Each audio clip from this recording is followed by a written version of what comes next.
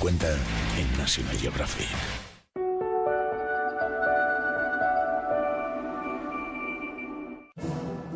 Marte ha sido nuestra próxima frontera desde que comenzó la era espacial, pero en el año 2000 empezamos a perder terreno.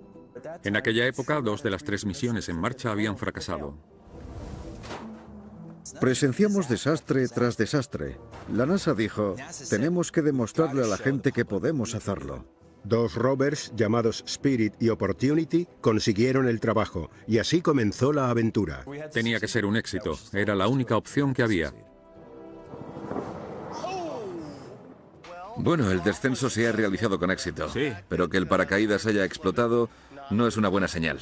Para mí fue un milagro que consiguieran llegar hasta Marte. Superaron las expectativas en la Tierra y volvieron a hacerlo en Marte, emprendiendo 2 increíbles viajes que abrieron la frontera de Marte para siempre. Le dieron vida. Su persistencia y sus descubrimientos dieron por hecho que íbamos a volver. Expedición a Marte.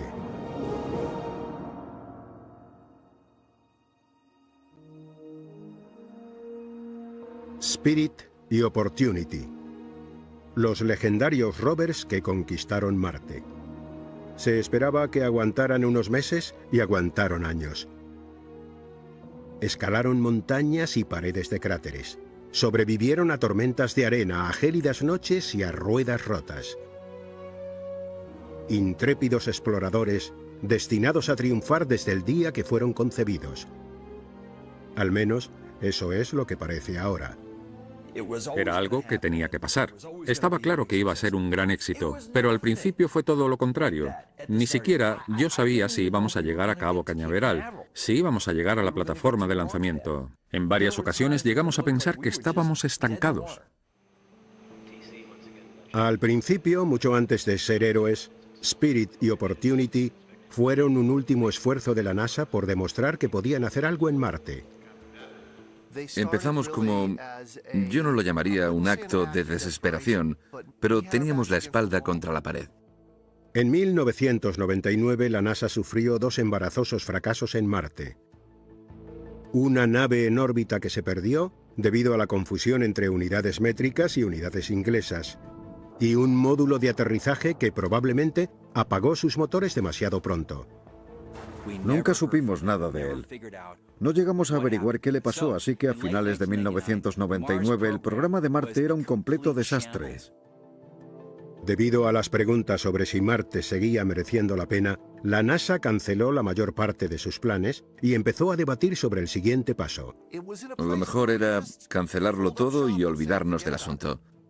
Así que consultamos nuestro manual y dijimos, ¿qué nos ha funcionado últimamente?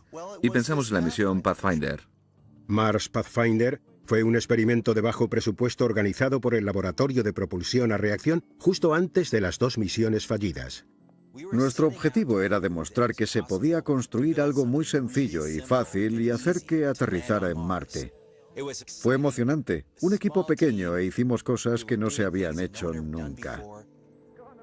El objetivo era inventar una nueva forma de aterrizar en Marte utilizando airbags con un módulo de aterrizaje interior que transportaba un pequeño rover del tamaño de un microondas. Hacía 20 años que nadie aterrizaba en Marte. Las personas que trabajaron en la misión Pathfinder empezaron de cero y eran jóvenes. Parece que hemos aterrizado en Marte. El 4 de julio de 1997 lo consiguieron. Y el pequeño rover recibió una gran acogida por parte del público. Así que una continuación de la misión Pathfinder parecía una buena apuesta para restaurar la confianza en la exploración de Marte. El Laboratorio de Propulsión a Reacción de Pasadena, California, diseñaría y construiría la nave, la haría aterrizar en Marte y llevaría a cabo su misión una vez allí. Y un científico planetario llamado Steve Squires dirigiría al equipo científico con un nuevo enfoque sobre cómo explorar Marte. Con un par de fracasos a nuestras espaldas y mucha incertidumbre por delante, había muchísimos ojos puestos en nuestra misión. No sé qué habría pasado si hubiésemos fracasado. No habría sido bueno. Squires desarrolló esta animación para mostrar a los accionistas cómo se suponía que debía funcionar todo, desde la violenta entrada en la atmósfera hasta el suelo.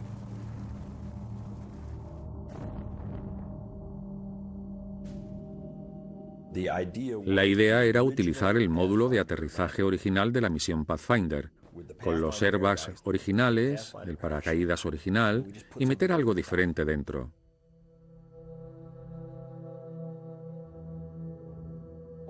En la Mars Pathfinder original, el módulo de aterrizaje estaba junto al ordenador, junto al cerebro, donde estaban la mayor parte de los instrumentos. Lo que hacía diferente a esta misión eran los rovers. Lo que hicimos fue meter el rover más grande posible dentro del módulo de aterrizaje. Y así, todo se mueve. Todo viaja contigo. Todos tus instrumentos, tu sistema eléctrico, tu ordenador, y eso te permite explorar de verdad. Ese rover haría mucho más que aterrizar en Marte. Exploraría como un geólogo en busca de pistas sobre si Marte fue en algún momento un lugar que pudo haber albergado vida. La NASA decidió construir no uno, sino dos de estos geólogos robóticos para duplicar sus posibilidades de éxito. Y cuando aprobaron el plan, el calendario ya estaba preparado.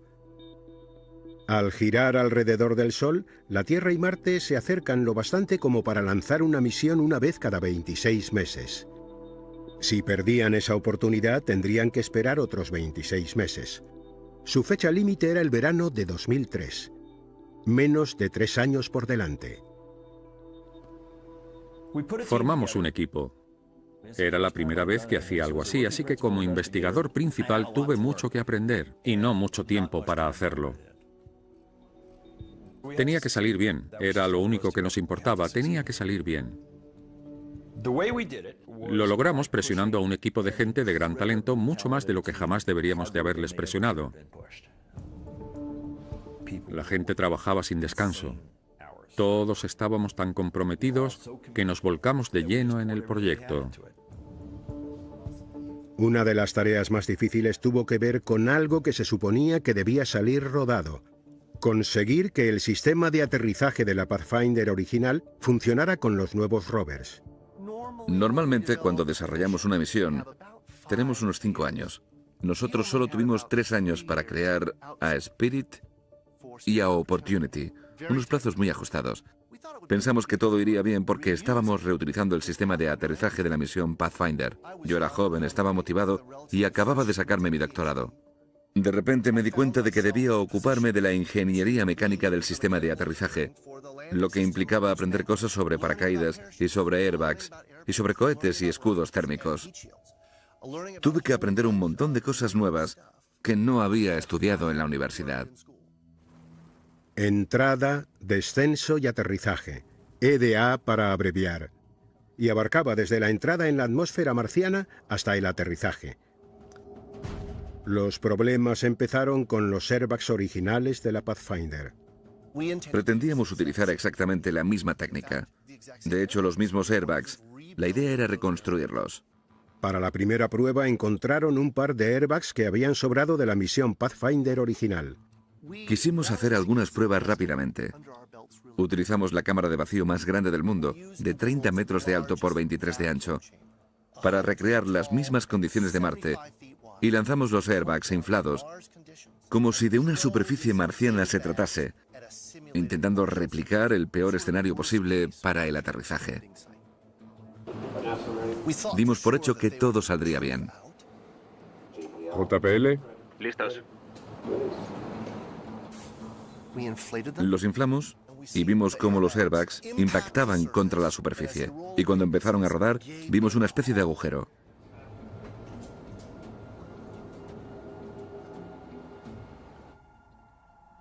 Nos quedamos chafados. Pero enseguida dijimos, oh, esos airbags eran muy viejos. Vamos a confeccionar unos nuevos y a repetirlo. Y eso hicimos.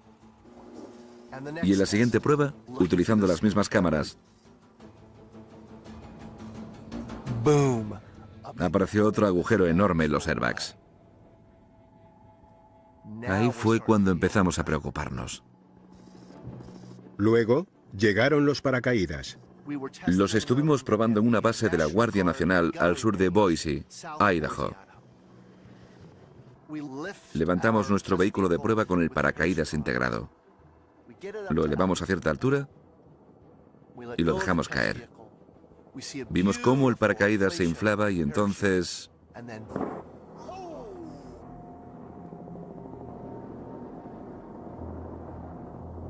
Vaya.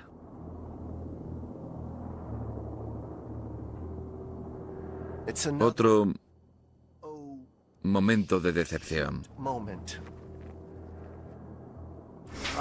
Bueno, el descenso se ha realizado con éxito. Sí. Pero que el paracaídas haya explotado no es una buena señal. Bueno, sí, pero mejor que haya pasado aquí que... En Marte. Sí. Cierto. Desgraciadamente el paracaídas que acaba de explotar era el paracaídas que pensábamos utilizar en Marte. Creo que ese mismo día. Sí, yo también. Hicimos otra prueba. Lo colocamos, lo levantamos, lo tiramos y ¡boom! Volvió a explotar. Y volvimos al hotel, todo el equipo, y empezamos a pensar en cómo resolver el puzzle de por qué explotaban los paracaídas. Los airbags se rompían, los paracaídas explotaban y yo no podía hacer nada al respecto. Estaba en manos de ingenieros muy capaces cuyo trabajo consistía en resolver esos problemas y solo podíamos confiar. Nos dejamos la piel intentando encontrar el tiempo y la forma de rehacer el diseño de cosas que pensábamos que podríamos reutilizar. Pero no tardaron mucho en descubrir el problema. Los rovers eran más grandes y pesados de lo esperado, y eran demasiado para el viejo sistema de aterrizaje de la misión Pathfinder. Una vez que averiguamos el tamaño que tenía que tener el rover para hacer el trabajo que queríamos que hiciera, tuvimos que cambiarlo todo. Necesitábamos un nuevo módulo de aterrizaje, nuevos airbags, nuevos paracaídas, así que nos cargamos nuestro planning y nuestro presupuesto. Teníamos 5 kilogramos de material en una bolsa de 2,5 kilos, así que todo tuvo que cambiar. Y empezamos a pensar, tenemos que coger el toro por los cuernos. Tenemos muy poco tiempo y necesitamos que funcione. Mientras, los científicos tenían que decidir a qué punto de Marte iban a enviar los rovers para investigar si alguna vez había habido agua necesaria para la vida. Una posibilidad era una llanura llamada Meridiani Planum, donde naves en órbita habían detectado un mineral que podía haber formado agua. El Meridiani Planum no garantizaba nada, pero su principal ventaja era que era una región plana y despejada con vientos no muy fuertes. Así que parecía un sitio bastante seguro para aterrizar y un lugar bastante seguro para explorar. Un objetivo más emocionante era el cráter Gusev, lo que parecía ser un antiguo lago seco. Gusev es un gran cráter de 160 kilómetros de diámetro y hay un antiguo río seco que desemboca ahí. Ahora no hay agua, no la ha habido en miles de millones de años, pero es un gran agujero en el suelo con un río seco que desemboca ahí, así que ahí tuvo que haber un lago. El problema de Gusev era el viento. Los vientos laterales podían hacer que nuestro sistema se balancease, y si encendíamos los propulsores durante dicho balanceo, podíamos empezar a oscilar demasiado y acabar rompiendo los airbags. En el cráter de Gusev tenían que contrarrestar el viento con unos propulsores de dirección, y necesitaban que los airbags y los paracaídas funcionaran a la perfección.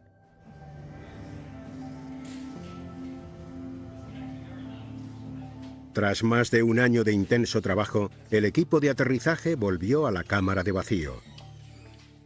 Nos disponemos a empezar la prueba.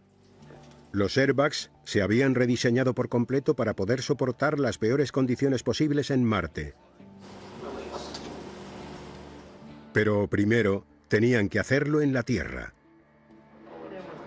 Ahí está. Gracias, muy bien. Estupendo. Estupendo. Además ha tardado 7 minutos, casi 7 minutos. Es perfecto. Ni un rasguño. Todo bien. Sí. Todo bien y aquí solo un poquito. Sí. Varias capas de Vectran, un material sintético de alta tecnología, absorbieron el impacto de las rocas. Es un aprobado con nota. Funcionó como un chaleco antibalas, protegiendo una cámara doble que contenía el aire. Hablamos de un margen del 100%. 9 meses después, los airbags estaban listos para ir a Marte. Es precioso. Para entonces, el equipo también creía haber resuelto el problema de los paracaídas, pero aún tenían que demostrarlo. Después del fracaso de las pruebas con los paracaídas en Boise, necesitábamos un sistema que nos permitiera probarlos más rápidamente y en entornos más controlados. Así que recurrimos al túnel de viento más grande del mundo. Era una sección de prueba de 8 pisos de alto y 36 metros de ancho. Teníamos un gran poste en medio que sujetaba la lata de un paracaídas, como el que íbamos a usar en Marte. Se habían pasado meses diseñando y construyendo un nuevo paracaídas de alto rendimiento, y no había margen para más contratiempos. Esta prueba es muy importante. Si fracasamos, tendremos que pasar a un plan desesperado al que no nos gustaría nada tener que recurrir, así que... Con los ventiladores funcionando a 160 km por hora, un paracaídas se infla con la misma fuerza con la que lo haría con una velocidad supersónica en la fina atmósfera de Marte. 3, 2, 1, listo. Vamos, vamos. Algo no va bien. Está... Hay una fuerte oscilación en la cámara. ¿Qué es eso? ¿Qué es eso? El paracaídas no terminaba de desplegarse. Era la primera vez que veía algo así. Era la primera vez que mucha gente veía algo así. No teníamos claro qué podíamos hacer. Es una gran decepción, así que justo cuando pensábamos que estábamos a punto de cruzar la línea de meta, apareció este problema de la nada. Sin duda fue la peor sensación que tuve desde que comenzamos el proyecto. Cuando el paracaídas no se infló, nos enfrentamos a docenas de posibilidades sobre qué podía haber pasado y desconocíamos el motivo. De hecho, mientras veíamos cómo se movía esa cosa, pensé que estaba presenciando el fin de aquel proyecto, porque si no encontrábamos una solución, no podríamos ir a Marte. Cuando el paracaídas no se abrió, pareció que la misión podía haber acabado. Los problemas de los paracaídas supersónicos pueden ser una auténtica pesadilla. Afortunadamente, el puzzle tenía una solución sencilla. El agujero de ventilación de la parte superior del paracaídas era demasiado grande. Cuando lo arreglaron, volvieron a ponerse en marcha. Lo que hemos descubierto con bastante rapidez es que este paracaídas tiene mucha fuerza de reserva y buenas características para inflarse. Y este es el paracaídas que vamos a llevar a Marte.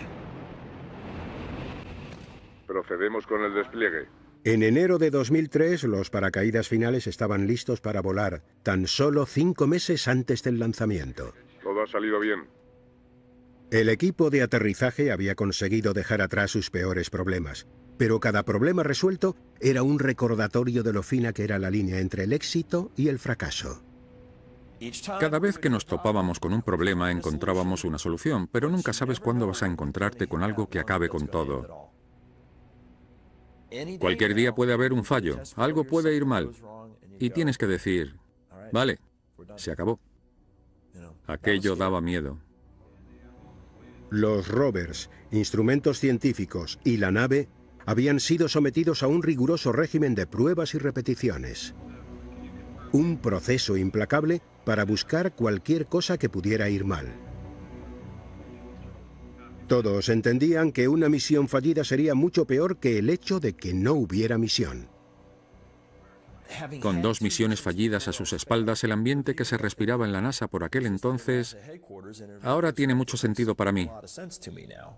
En aquella época menos, pero se creía que era mejor no poner nada en marcha a asumir un nivel de riesgo inaceptable. 4 meses antes del lanzamiento, toda la operación se trasladó al Centro Espacial Kennedy, en Florida. Todo cambió cuando llegamos a Florida. Teníamos esa sensación de vida o muerte con lo que estábamos haciendo. Cuando montamos los rovers, los montamos y desmontamos varias veces. Cuando llegamos a Florida, lo montamos todo por última vez. Una tuerca mal apretada, un conector mal enganchado y se acabó.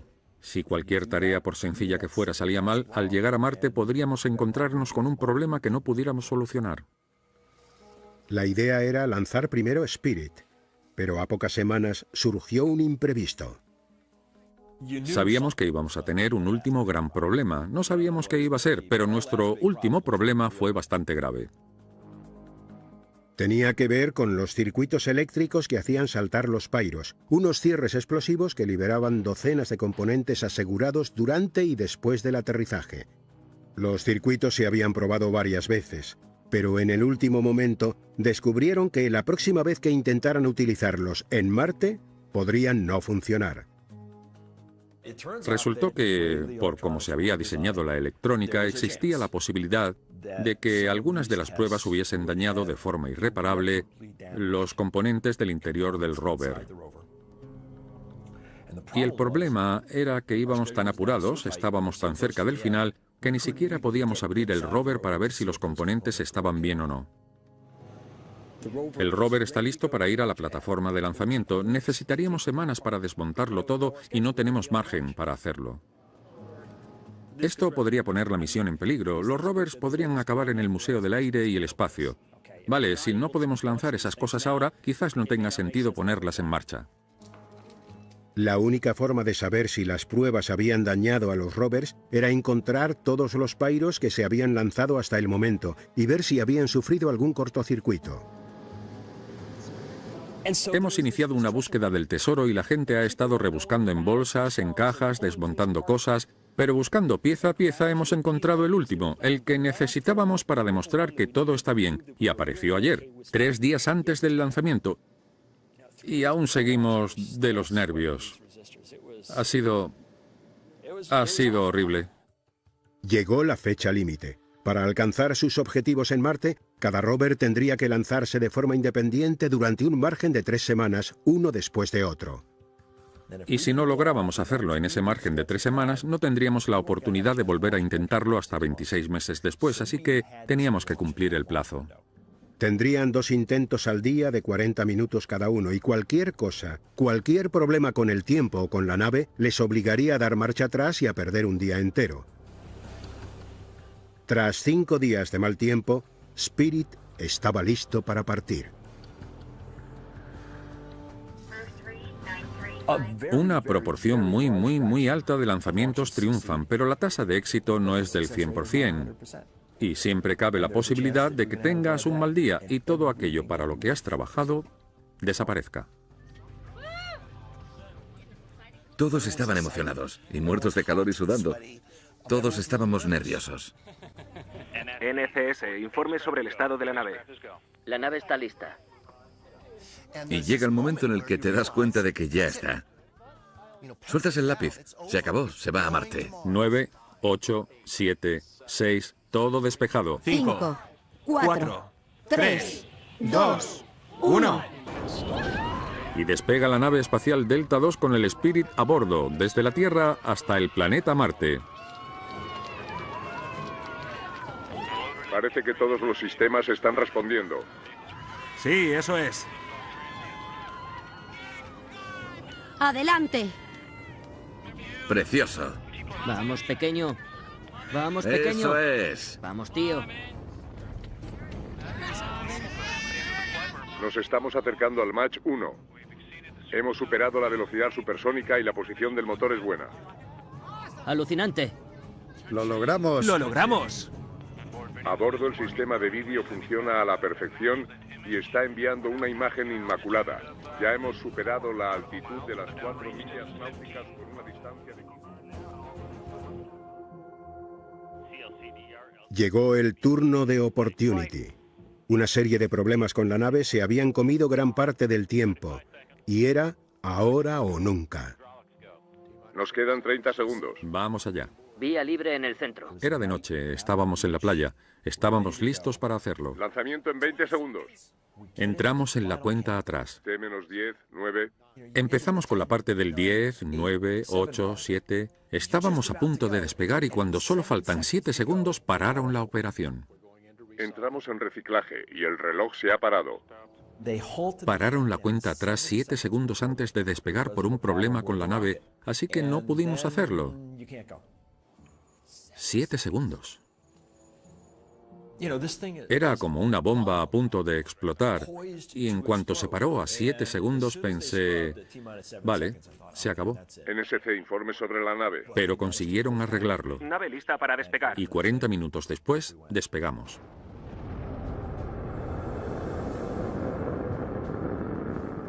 La posición del motor parece correcta. Se está recuperando bien de las transiciones del despegue. Fue algo abrumador, de una forma que no esperaba.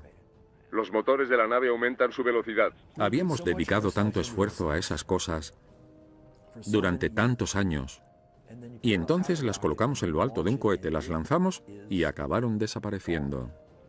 La presión de la cámara principal está estable y los motores Vernier continúan funcionando bien. Era algo que jamás volveríamos a ver. Y resulta raro decirlo ahora, y lo fue en aquel momento, pero nos costó mucho despedirnos. Estamos sobrepasando el Mach 1. El vehículo está viajando más rápido que la velocidad del sonido. Tras un viaje de 7 meses desde la Tierra, Spirit estaba a punto de llegar a lo alto de la atmósfera de Marte a 20.000 kilómetros por hora. 6 minutos después tocaría Tierra.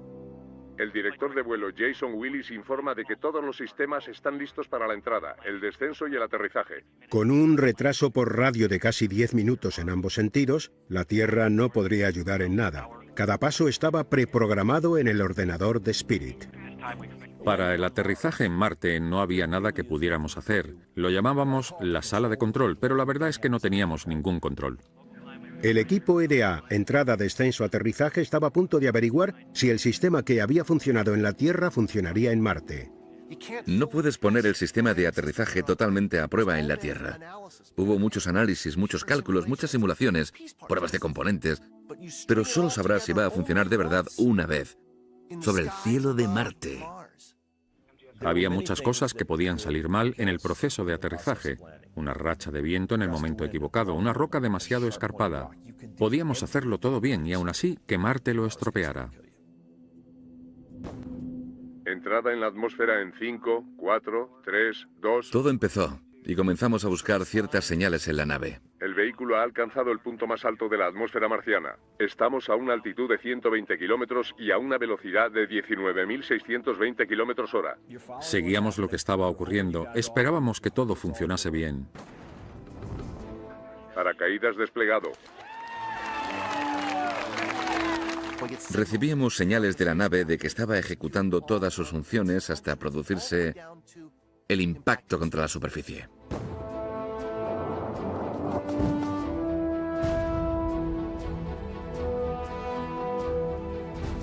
La señal indica que estamos rebotando sobre la superficie de Marte. Es una muy buena señal. Recibimos una señal por radio. La nave estaba rebotando sobre la superficie. Silencio, por favor. No vemos ninguna señal de movimiento. No hay señal de movimiento. Pero todo se quedó en silencio. Permanezcan a la espera. A la espera. Y no recibimos ninguna señal durante algún tiempo. Las estaciones de rastreo de la red del espacio profundo están buscando la señal primaria. Fue un momento muy tenso. Y esperamos como si la nave hubiese muerto. Y entonces recibimos la señal y la sala estalló. Había funcionado.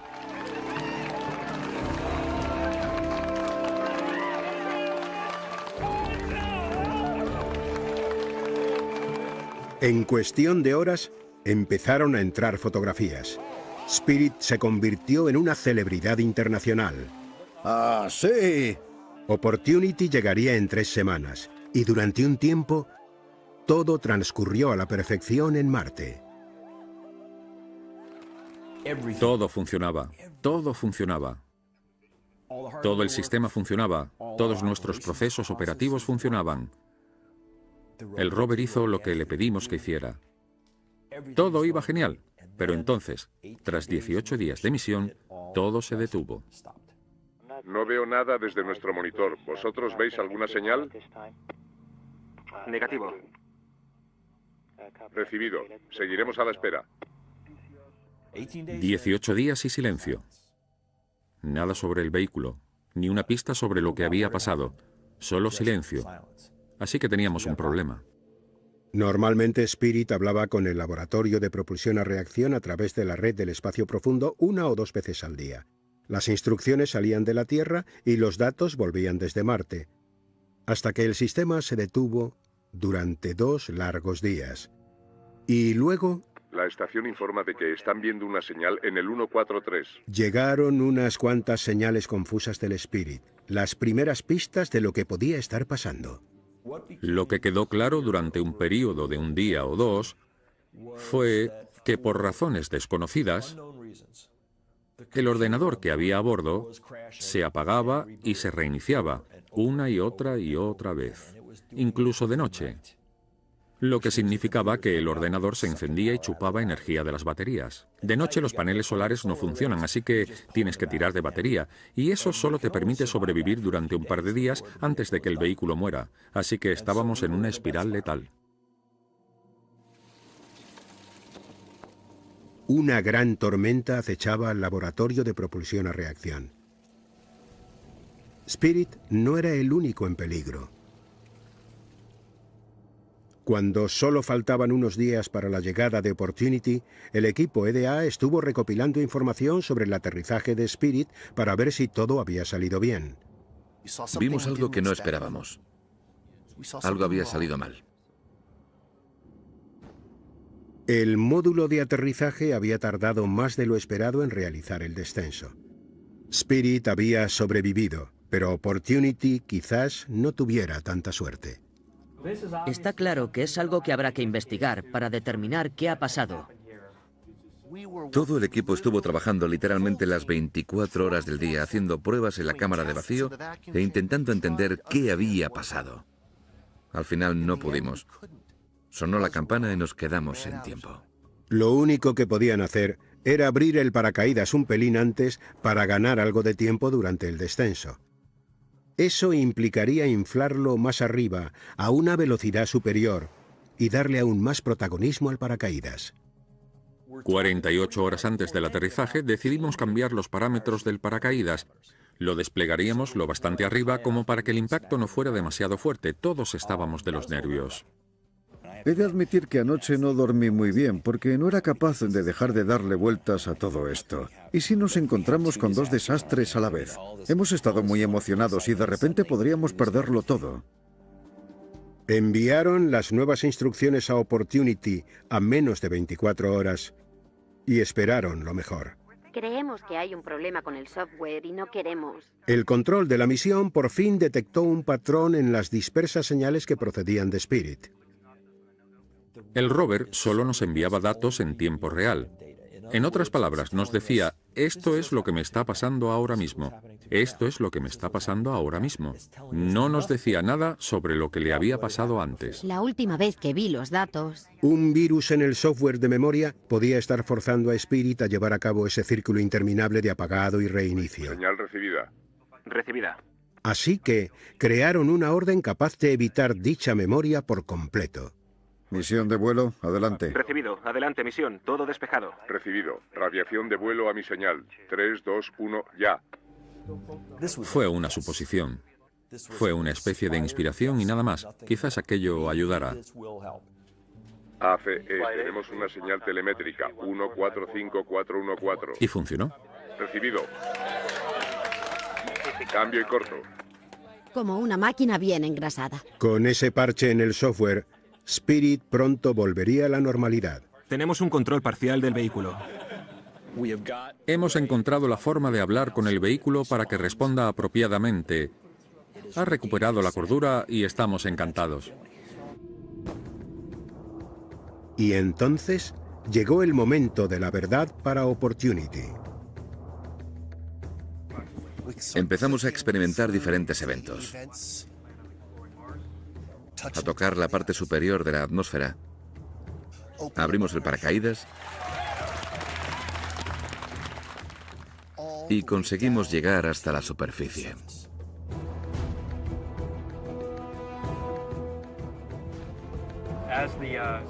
No tuvimos noticias de la nave, Dando vueltas, en direcciones diferentes.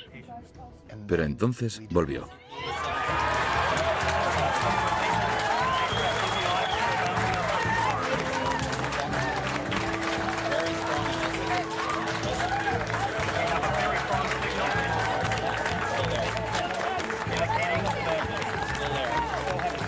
Enhorabuena a ustedes también. Por el EDA.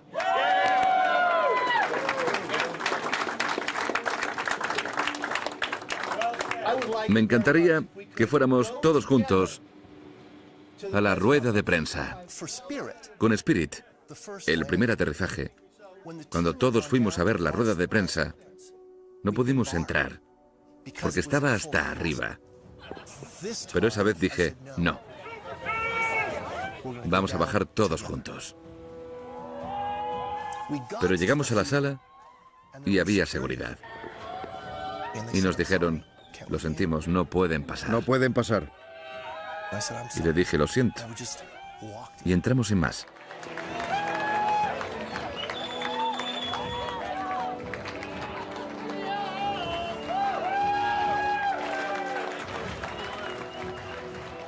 Aquel fue mi primer gran logro. ¡EDA! ¡EDA! Mi primera experiencia real en las grandes ligas. Y nunca olvidas tu primera vez. Por el equipo Mars Exploration Rover, el mejor del mundo, sin duda.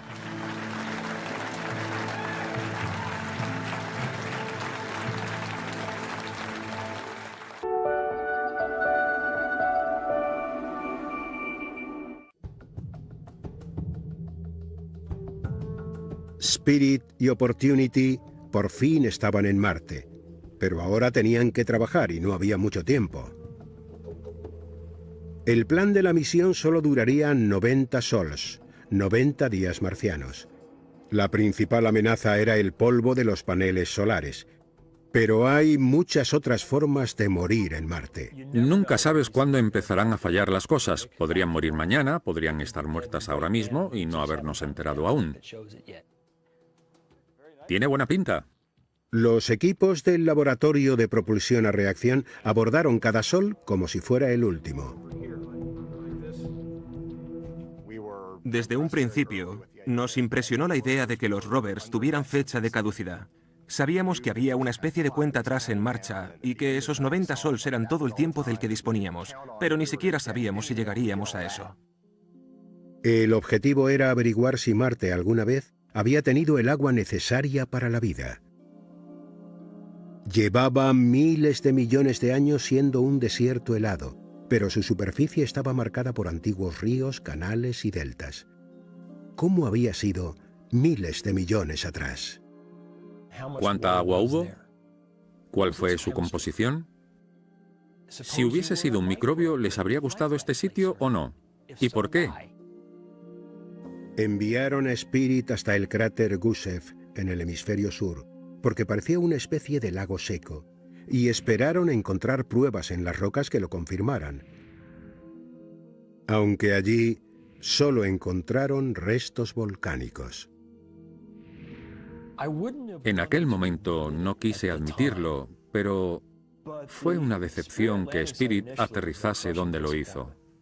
Nuestra intención era encontrar rocas sedimentarias estratificadas que miles de millones de años atrás hubieran estado en aquel lago marciano, pero en vez de eso, solo encontramos lava y todas las rocas que nos íbamos encontrando eran iguales, eran todas iguales. Así que pensamos, podemos ir hasta un cráter de impacto, donde el impacto podría haber apartado la lava y sacado todo lo bueno que había debajo. Así que nos pasamos 60 sols caminando hacia uno de esos cráteres y al mirar dentro solo encontramos lava. Esperábamos encontrar algo un poquito más espectacular que esto. Me sorprendería que decidiéramos adentrarnos más en el cráter. Es posible, pero no lo sé. Fue una gran decepción Y el equipo del Spirit empezó a desanimarse después de un tiempo. Opportunity empezó mejor, al aterrizar cerca del Ecuador en un lugar llamado Meridiani Planum, rebotando a lo largo de 400 metros y logrando un hoyo en 1 interplanetario.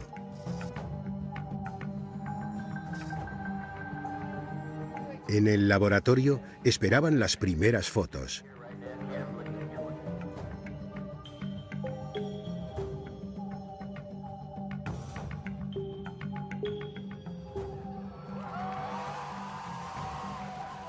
Mirad esto. Abrimos los ojos y nos topamos con un impresionante afloramiento de rocas estratificadas justo delante del vehículo. Ese afloramiento que hay ahí a lo lejos es algo realmente increíble.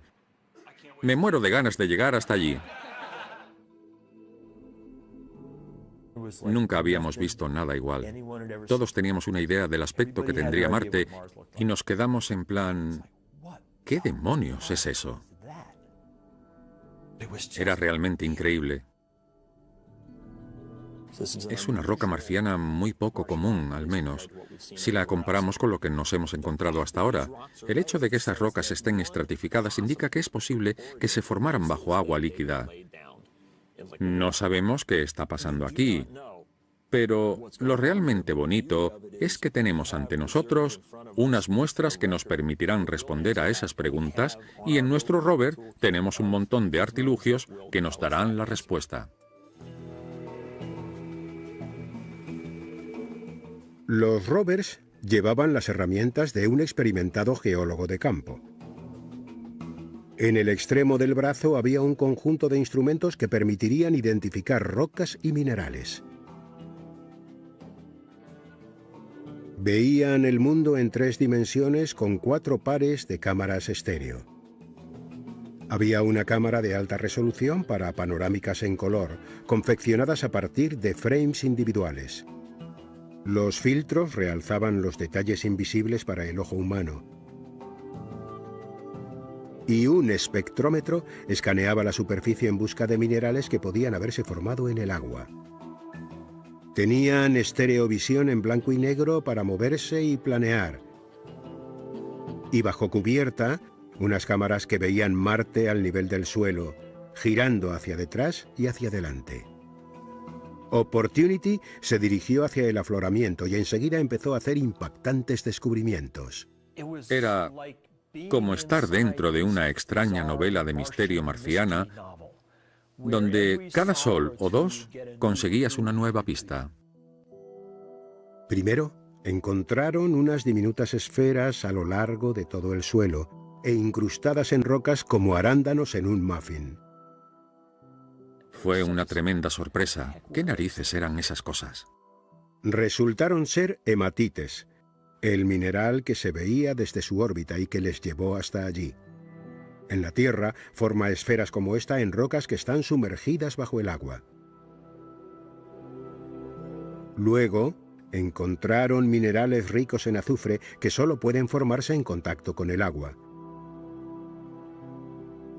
Y por último, olas petrificadas y creadas por agua líquida, congeladas mientras la arena se convertía en roca.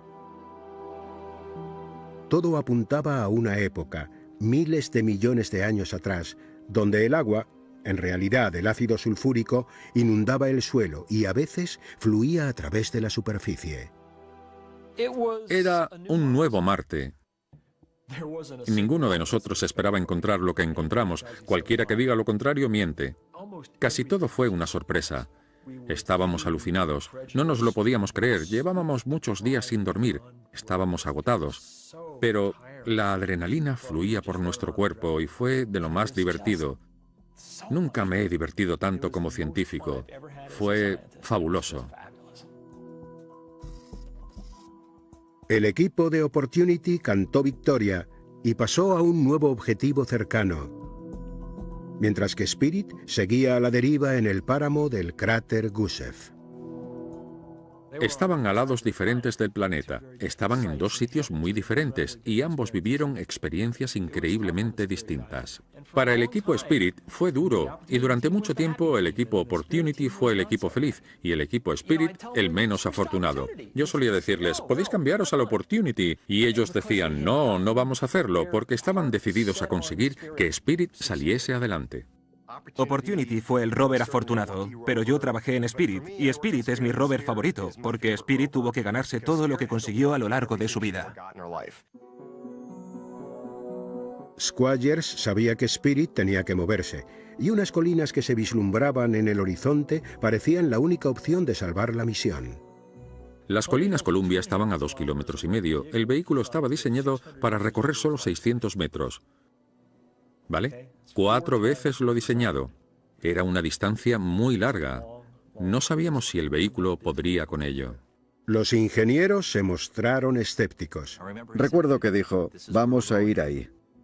¿A qué te refieres? ¿Quieres ir hasta esas colinas? Vamos a tardar mucho más que 90 días. Buena suerte. Probablemente muramos en el intento. Y me contestó, no, vamos a conseguirlo. Le dije, vale, tú conduces, tú tienes las llaves. Buena suerte. Llevábamos 100 sols en una misión que debía durar 90. La garantía había caducado. Nuestra única posibilidad de llegar a alguna zona nueva era forzando el vehículo más allá de sus posibilidades. Si no, solo veríamos lava hasta el final de la misión.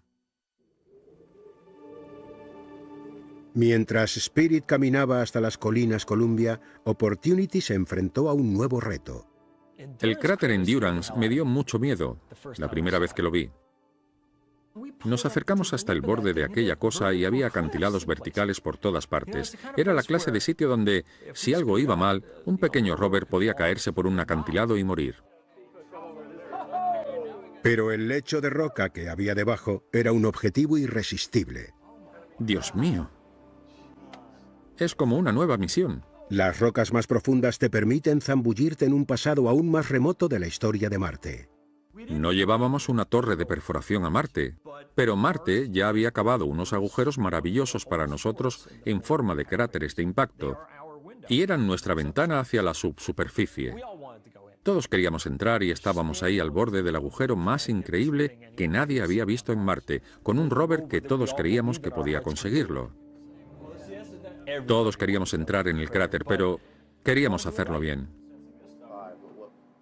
Conducir no era el problema. La cuestión era si Opportunity podría volver a salir, porque los rovers no estaban diseñados para escalar.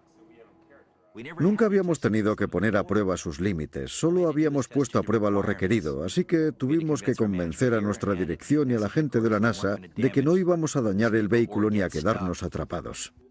Sinceramente, si no vamos a poder escalar esas rocas a 25 grados, no vamos a entrar en ese cráter. Todo el mundo tenía que aprobar la decisión. Si la fastidiábamos, no quería que alguien apareciese y dijera, a mí no me preguntasteis. No, quería asegurarme de que todos estuviéramos cogidos de la mano para saltar al interior de aquel cráter. 15 arriba y abajo. Vale. Primero, hicieron unas pruebas. Vamos, pequeño. Vamos, cielo. Y la verdad es que escaló sin problemas. Me quedé sorprendido por lo bien que era capaz de escalar laderas muy empinadas, siempre y cuando fueran rocosas. 30, 32 grados. Arriba. Fue increíble. En junio de 2004, la NASA les dio permiso para entrar en el cráter Endurance.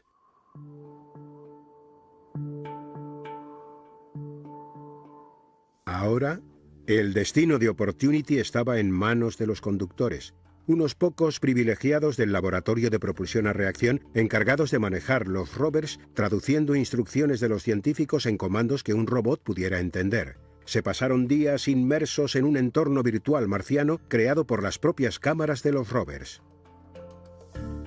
Una de las cosas más increíbles es la sensación que tienes de estar ahí. Si ahora mismo estuviéramos en ese punto de Marte, esto es lo que veríamos. Construimos un vehículo que tenía capacidades similares a las de un humano. Tenía aproximadamente la altura de una persona. Tenía una visión 20/20 y eso prácticamente te proporcionaba una percepción táctil sobre cómo sería tocar Marte. Dejamos de trabajar con un robot por control remoto.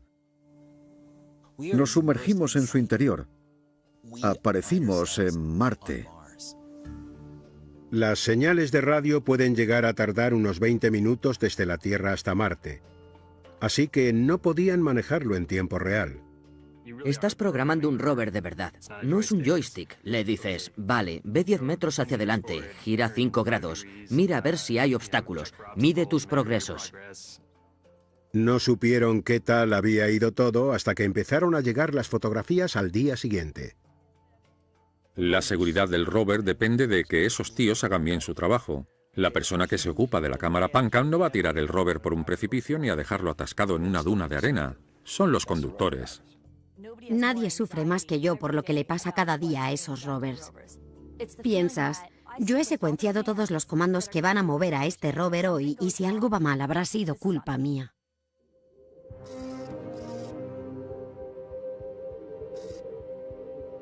Spirit llevaba 8 semanas recorriendo un campo de lava hasta la base de las colinas Columbia. Quizás hubiera una recompensa en la cima, pero llegar hasta allí supondría un reto monumental. Los paneles solares de Spirit, su única fuente de energía, se estaban llenando de polvo y solo producían la mitad de energía que al principio, y estaba a punto de enfrentarse a su primer invierno en Marte. Nunca esperamos sobrevivir a un invierno. Llegamos a la base de las colinas Columbia 156 días después de lo que se suponía que iba a ser una misión de 90 días. Las estaciones cambiaban. Spirit estaba en el hemisferio sur, y eso significaba que durante el invierno el sol iría descendiendo en el norte y cada vez iría descendiendo más y más. Y a medida que fuese bajando, la cantidad de energía que podríamos conseguir con los paneles solares sería menor, a menos que pudiéramos hacer algo. La cosa mejoraría si conseguían inclinar los paneles solares hacia el sol para conseguir más energía. No construimos un mecanismo de inclinación en el rover. La única forma de hacerlos girar hacia el sol era girando todo el rover. Pero la parte positiva era que teníamos una colina. Si seguían una ruta que mantuviese los paneles inclinados hacia el sol, Spirit podría sobrevivir al invierno y escalar la montaña al mismo tiempo. Tendrían que mantener dicho rumbo durante al menos 7 meses. Marte tarda 2 años terrestres en orbitar alrededor del Sol, así que los inviernos marcianos son el doble de largos. Pero ahora tenían una oportunidad. Empezamos a asimilar que, quizás, la vida de los rovers fuese más larga de lo que habíamos previsto.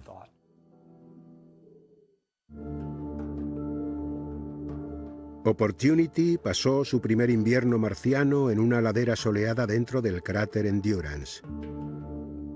Tomar muestras de las rocas que había en el interior del cráter añadió una gran profundidad temporal a lo ya descubierto en Meridiani.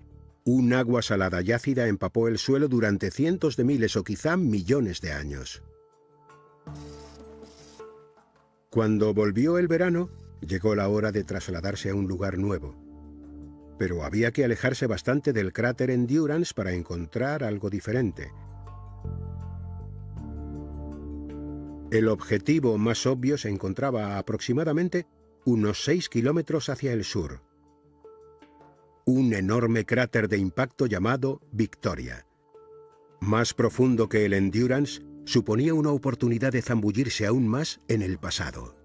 Pensamos, vaya, ¿podremos llegar hasta allí? 6 kilómetros al sur implicaba ir 6 veces más allá de lo que el rover estaba diseñado para recorrer. Parecía fácil conducir hasta allí, así que decidieron apretar el acelerador y dirigirse hacia el cráter Victoria.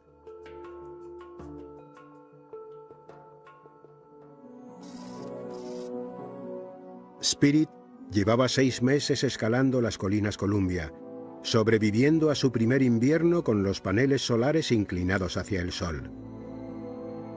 Pero ahora estaban tan cubiertos de polvo que pronto sería incapaz de almacenar suficiente energía como para sobrevivir a las gélidas noches marcianas. La energía fue disminuyendo. y el Spirit fue llegando poco a poco a su fin.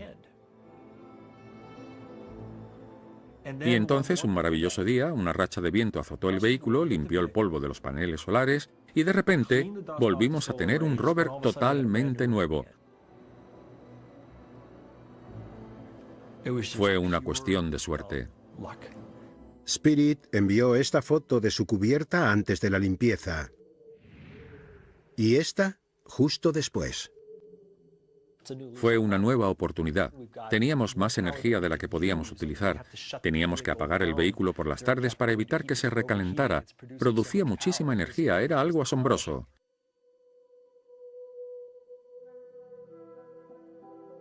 Despertábamos al vehículo de noche y hacíamos fotografías de las estrellas, de las lunas de Marte. Hicimos cosas increíbles. Vimos las estrellas, exploramos otro mundo mirando hacia arriba, viendo las estrellas de noche. Añadimos una nueva dimensión a nuestra experiencia. Nos permitió saber cómo eran las noches de Marte.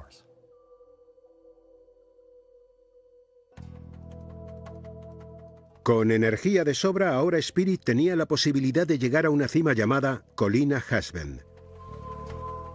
Todos los que trabajábamos con Spirit queríamos lograrlo. Ya no era cuestión de encontrar agua líquida, sino de escalar aquella colina.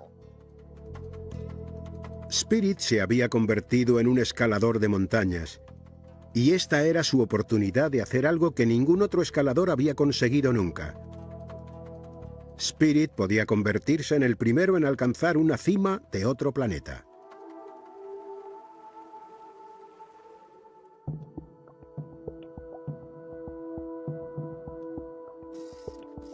Mientras Spirit escalaba, Opportunity se topaba con un problema en lo que se suponía que iba a ser un sencillo viaje hasta el cráter Victoria.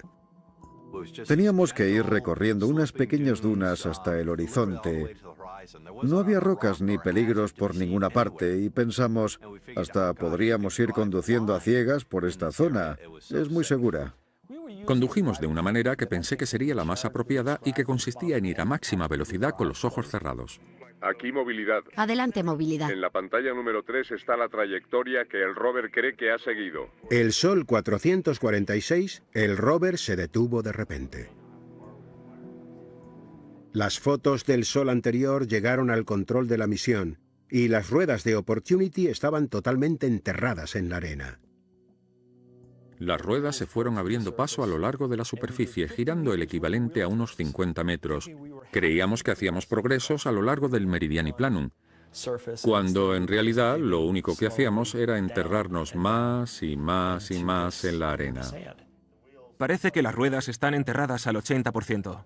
Aquello era una trampa letal, y tardaron bastante tiempo en averiguar qué hacer a continuación. La primera norma en una situación como esa es no hacer ninguna tontería.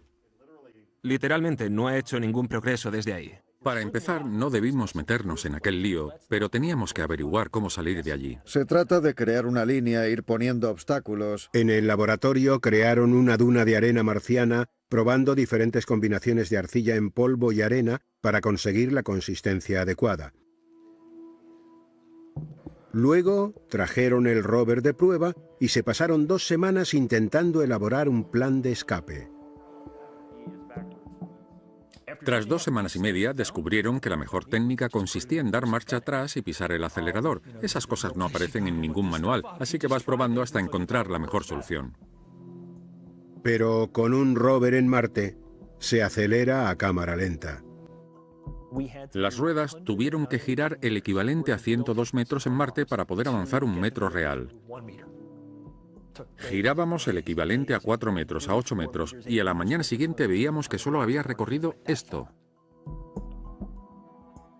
El Sol 484, Opportunity por fin salió de su trampa. La hazaña en aquella duna a la que llamaron Purgatorio fue su primer contacto con la muerte. Y no sería el último.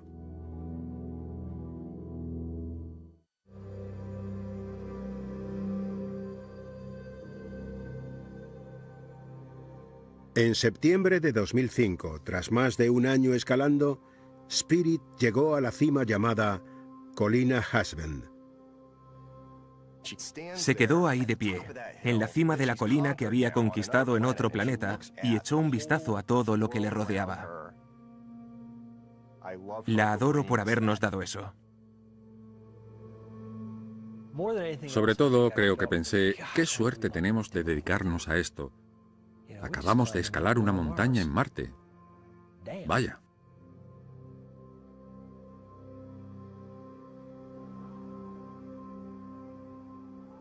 Desde aquella cima eligieron su siguiente objetivo, una meseta llamada Home Plate, con una soleada ladera cercana para el siguiente invierno.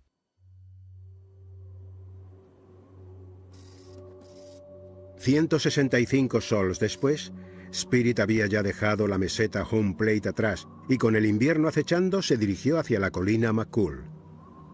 Conseguimos sobrevivir al invierno anterior escalando la ladera norte de la colina Husband, así que pensamos que si nos dirigíamos hacia la colina McCool y manteníamos los paneles solares inclinados hacia el sol, conseguiríamos sobrevivir. Pero lo que pasó fue que la rueda delantera dejó de funcionar. La rueda delantera dejó de girar. Y aquello ocurrió en un momento horrible porque estábamos intentando llegar a la ladera de la colina McCool y si esa rueda no funcionaba bien, no podríamos escalar. En el laboratorio probaron técnicas con solo 5 ruedas. Descubrieron que resultaría más fácil conducir hacia atrás arrastrando la rueda muerta, pero aquello desviaba al rover de su rumbo, complicando la conducción. Cada día solo teníamos 1 hora u hora y media de energía y teníamos que escribir unas secuencias increíblemente complicadas de, a veces, unos 400 comandos para tan solo recorrer unos 5 metros. Fue parecido a cuando vas al supermercado, coges un carrito con una rueda estropeada e intentas recorrer un pasillo. Conducir a Spirit era muy parecido a eso, salvo que nuestro carrito estaba a casi 500 millones de kilómetros y teníamos que manejarlo con un teclado. Tuvimos que volver a aprender a conducir. Las estaciones iban a cambiar y cada día teníamos menos energía. Nos empezamos a poner nerviosos y nos quedamos atrapados. Nos metimos en una especie de arenas movedizas y no éramos capaces de salir de ahí, así que empezamos a pensar, Dios mío, vamos a quedarnos atrapados aquí y nuestro rover va a morir. Ya estábamos librando una batalla contra el reloj porque nos quedaban unas 3 semanas antes de que Spirit se quedase sin la energía suficiente para sobrevivir a las noches. Y la gente empezó a hablar de él como si fuera un muerto viviente. En cuestión de una semana consiguieron sacar a Spirit de su trampa, pero ya era demasiado tarde para alcanzar la colina McCool. Empecé a darme cuenta de que mis sueños de conducir aquel vehículo, de mantenerlo en marcha y recorrer sitios nuevos a lo largo del invierno, se habían acabado. Nuestro objetivo estaba a muchos metros de distancia, no íbamos a llegar. ¿Qué teníamos que estuviera más cerca? Se conformaron con un punto cercano donde al menos podrían inclinarlo un pelín hacia el sol. Y ahí nos quedamos. Y ahí esperamos durante 7 meses. Pero sobrevivimos.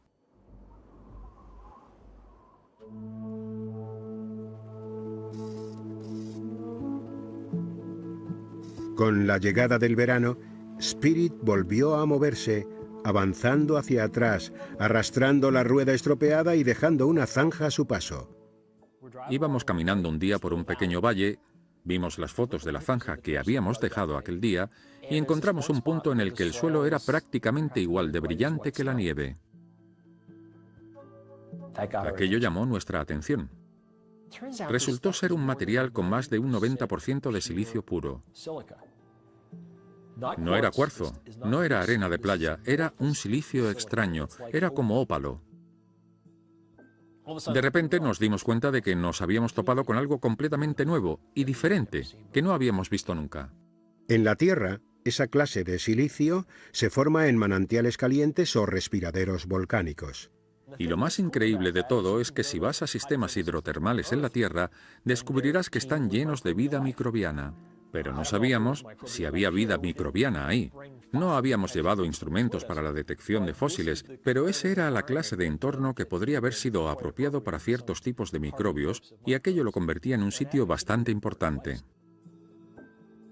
120 días después de su supuesta misión de 90 días, Spirit hizo su mayor descubrimiento, algo que no hubiese ocurrido si la rueda no se hubiese roto.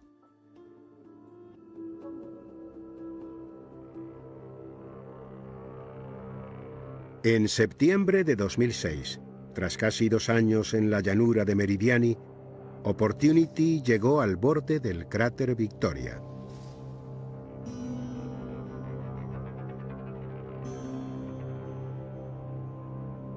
El otro extremo estaba a unos 800 metros y era casi 5 veces superior al tamaño de Endurance. Las vistas, cuando nos asomamos por primera vez al borde, fueron totalmente distintas a lo que habíamos visto hasta entonces. Fue como ir al Gran Cañón. Sabes que estás ahí, pero eso no te prepara para la magnitud de lo que estás a punto de ver. En esas rocas podían estar escritos millones de años de historia marciana, pero para leerlo tendrían que acercarse un poco más. Opportunity emprendió una misión de exploración que duraría casi 1 año. Un peligroso viaje a lo largo del escarpado borde de un cráter.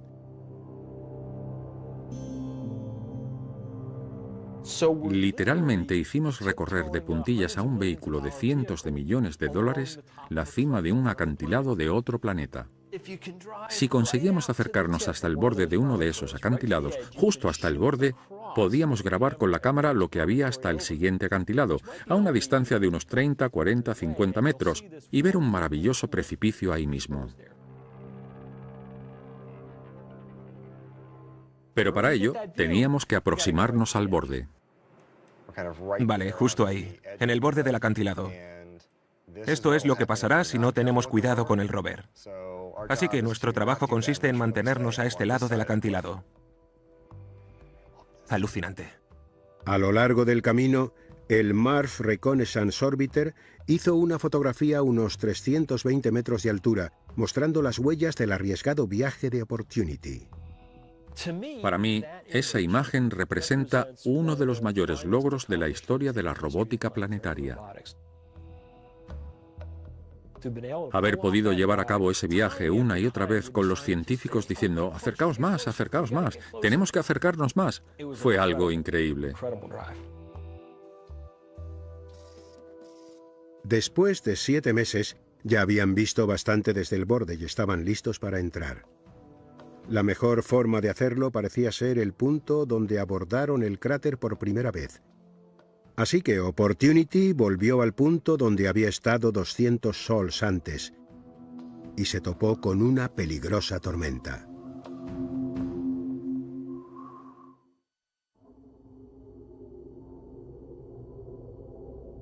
El clima no suele ser un problema en Marte, salvo por una gran excepción.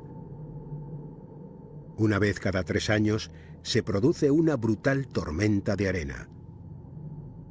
Durante nuestro primer verano en Marte no ocurrió. Durante nuestro segundo verano en Marte tampoco ocurrió. Pero durante nuestro tercer verano en Marte sí ocurrió. Y se desató una enorme tormenta que cubrió todo el planeta.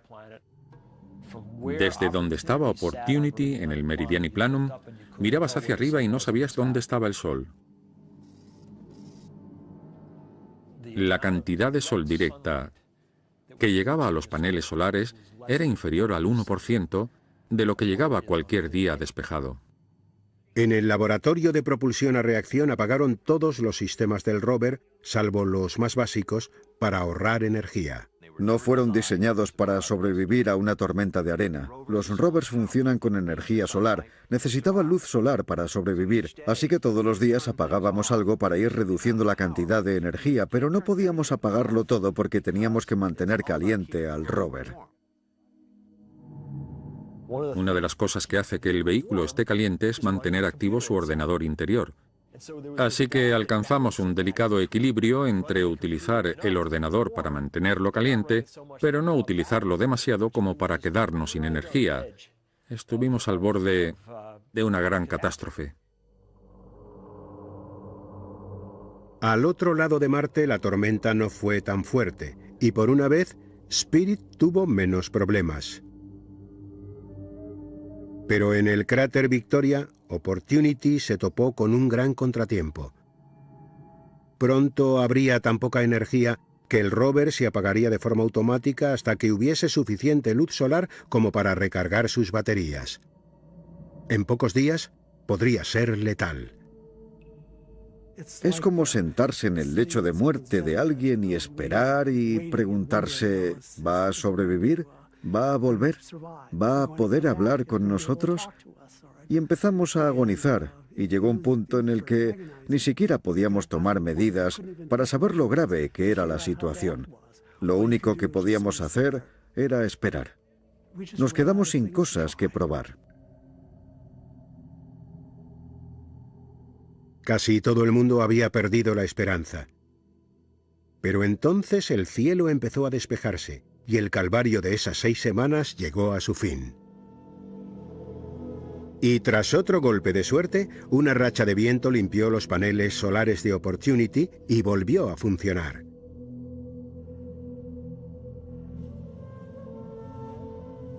En el cráter Gusev, Spirit sobrevivió a la tormenta, pero cuando la arena se asentó, quedó enterrada, justo antes de que llegara otro invierno. Teníamos que encontrar un sitio para que Spirit sobreviviese a su tercer invierno en Marte, y en aquel momento el rover estaba tan sucio por la tormenta de arena que no iba a bastar con una ladera de 12 grados.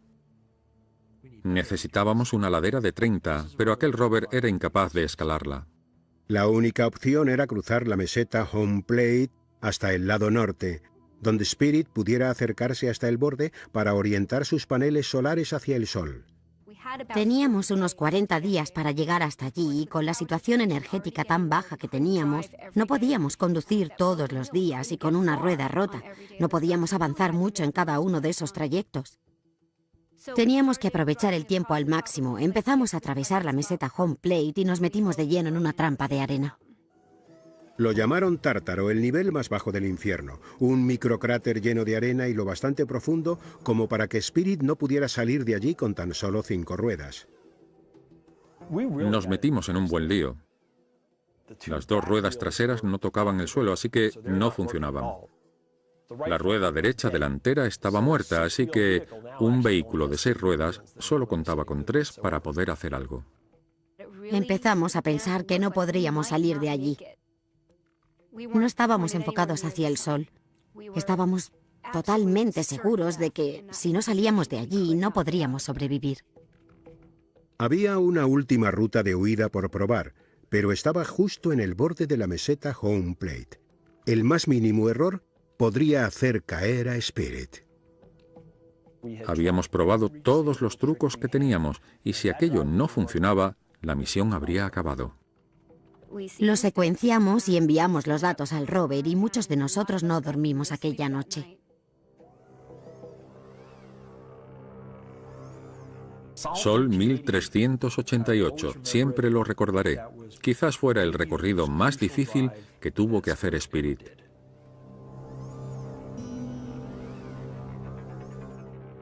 Y funcionó. Salimos de Tártaro, cruzamos la meseta Home Plate, nos abrimos paso hasta aquella ladera de 30 grados y gracias a eso tuvimos la oportunidad de superar nuestro tercer invierno en Marte.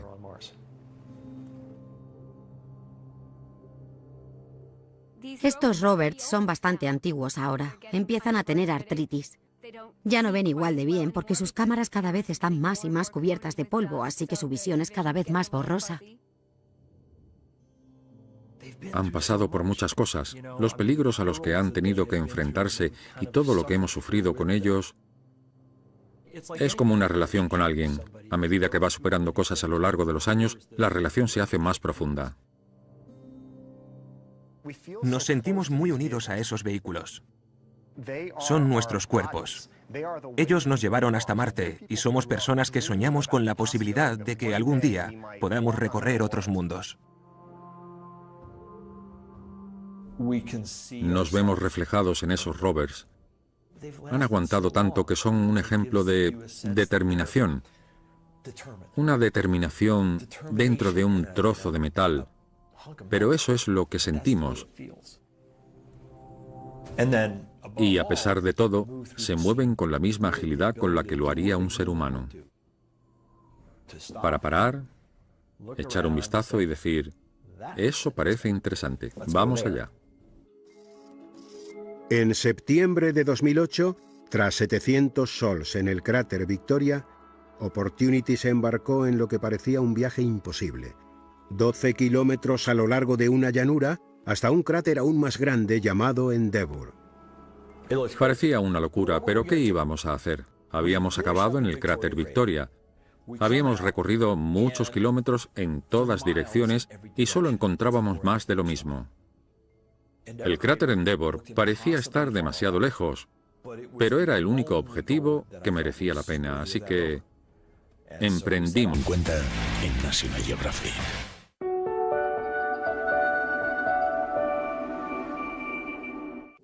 En la meseta Home Plate, inclinado hacia el Sol, Spirit sobrevivió a su tercer invierno en Marte. Aun cubiertos por el polvo, sus paneles solares producían una fracción de la energía que producían al principio, pero era hora de moverse. Spirit estaba en el lado norte de la meseta. Los científicos querían explorar la zona hacia el sur. El problema para los conductores era llegar al punto al que querían ir los científicos. La ruta más corta era atravesando la meseta, pero con una de sus ruedas rotas, Spirit no podría volver a subir la ladera. Probaron por el lado este, pero se encontraron con un terreno demasiado blando y tuvieron que retroceder. Optaron por elegir el camino más largo atravesando un terreno desconocido. El Sol 1886 emprendieron su camino hacia el sur cruzando la parte oeste de la meseta Home Plate. Parecía el mismo terreno que habíamos recorrido cientos de veces antes. Pero Marte está lleno de sorpresas. Lo que parecía un terreno sólido solo era una fina corteza. Y las ruedas empezaron a girar sobre aquel material tan fino e inestable y no conseguimos ninguna tracción. Íbamos conduciendo un vehículo averiado a través de un terreno muy peligroso y lo sabíamos. Era la clase de trampa que todos sabíamos que nos estaría esperando. Por eso no habíamos querido ir por ahí, pero era la única forma de llegar hasta nuestro objetivo. Al tratar de escapar, se hundieron aún más. Luego, la cosa empeoró. Un día estábamos estudiando los diferentes tipos de terreno cuando descubrimos que había una roca debajo del vehículo. Es el peor escenario con el que te puedes encontrar con esa clase de rovers, porque puedes llegar a un punto en el que te quedes colgando y las ruedas queden en el aire y seas incapaz de tocar el suelo. Cada vez que nos atascábamos siempre nos preocupábamos. Podría ser el final, pero nunca habíamos estado en una situación peor. La situación era tan grave que tuvieron que hacer algunas pruebas antes de enviarle nuevos comandos a Spirit. Igual que hicieron cuando Opportunity se quedó atascado, intentaron replicar la situación de Spirit en Marte. Trajeron el rover de prueba y trataron de encontrar la forma de salir. La roca de debajo era su mayor preocupación. La cámara microscópica que había en el extremo del brazo no podía enfocar a más de 6 centímetros, pero era la única forma de ver debajo del rover. Incluso así no sabían si estaban viendo una roca que podía detener el rover o solo una piedra suelta, ni siquiera si estaban en contacto con ella. Lo que sí estaba claro era que si se hundían más, todo acabaría. Y cada vez que giraban las ruedas, se hundían más y más. No había forma de salir, y todos lo sabían. Hubo mucha tensión. Fue un momento muy duro para todos. Si había alguna forma de sacar a aquel rover de allí, íbamos a encontrarla, pero aún así fue una situación muy difícil. Meses después, Spirit seguía atrapado. Se acercaba otro invierno, y el rover estaba en una posición peligrosa, con los paneles solares muy alejados del Sol.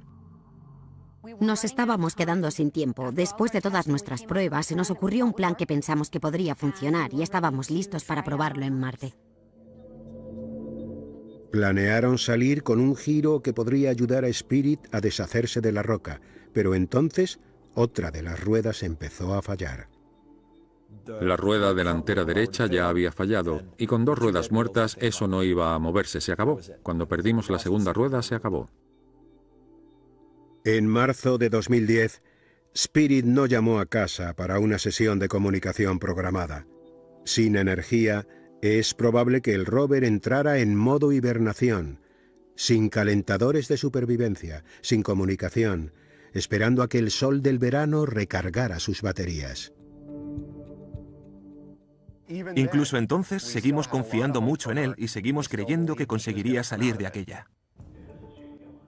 En septiembre de 2010, la primavera había vuelto al cráter Gusev, y con ella la posibilidad de que Spirit se despertase y llamara a casa. Hicimos un grandísimo esfuerzo de recuperación enviando comandos al rover con la esperanza de conseguir algún tipo de respuesta. Enviaron más de 1000 comandos durante los siguientes 10 meses.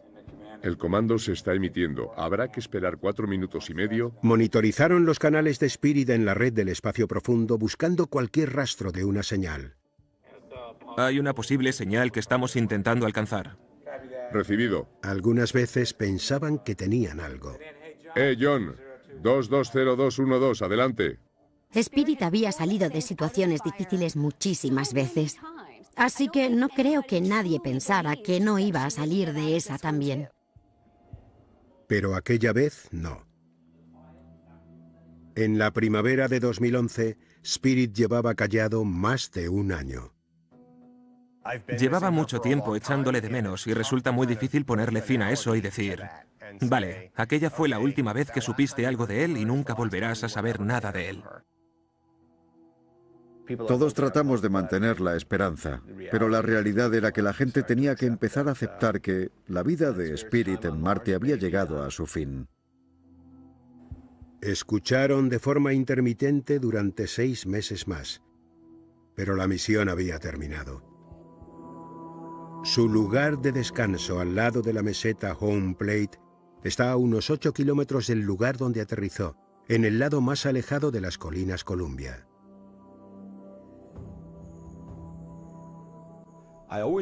Siempre pensé que una forma honorable de perder a nuestros rovers sería agotándolos, y eso fue lo que pasó con Spirit.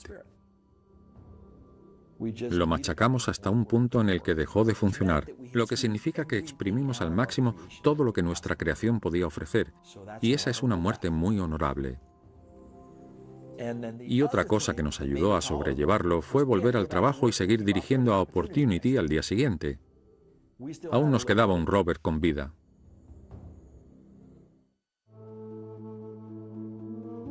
La misión de Spirit había terminado, pero Opportunity seguía recorriendo la llanura de Meridiani. A principios de 2011 apareció en el borde de un pequeño cráter llamado Santa María, a 28 kilómetros de su lugar de aterrizaje, y con muchos kilómetros por delante aún en su viaje de 3 años hasta el cráter Endeavour. Fueron 3 años muy largos. Día tras día, tras día. Lo único que rompía la monotonía era algún meteorito ocasional.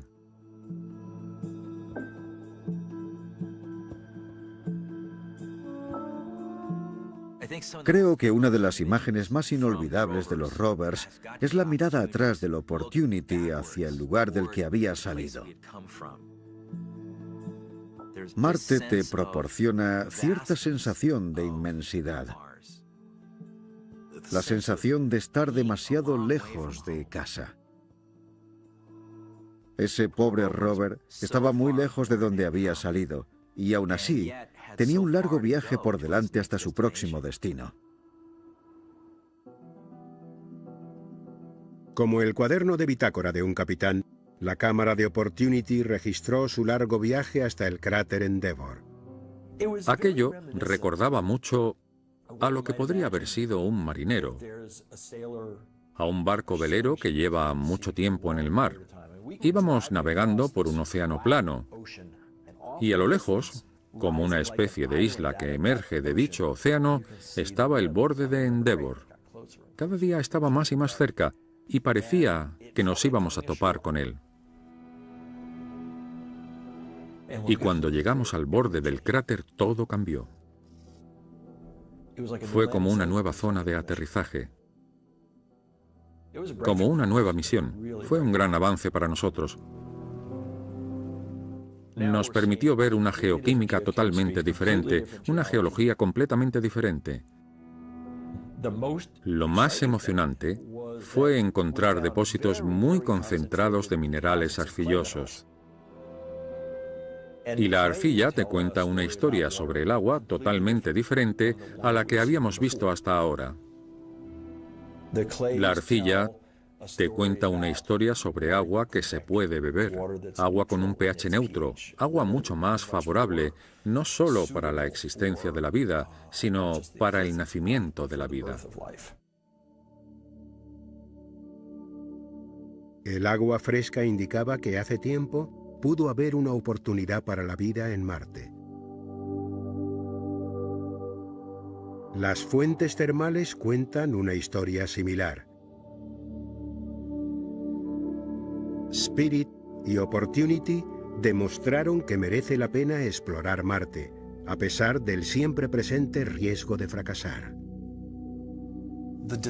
Que descubrieran que hubo agua en la superficie significaba que íbamos a volver. Y las imágenes, las vistas, cambiaron nuestra concepción sobre Marte. Spirit y Opportunity fueron los primeros rovers en llevar cámaras a otro planeta.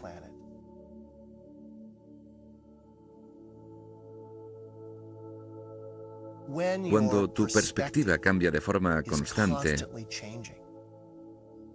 exploras como lo haría un ser humano. Y aquella fue nuestra primera experiencia sobre lo que implica eso.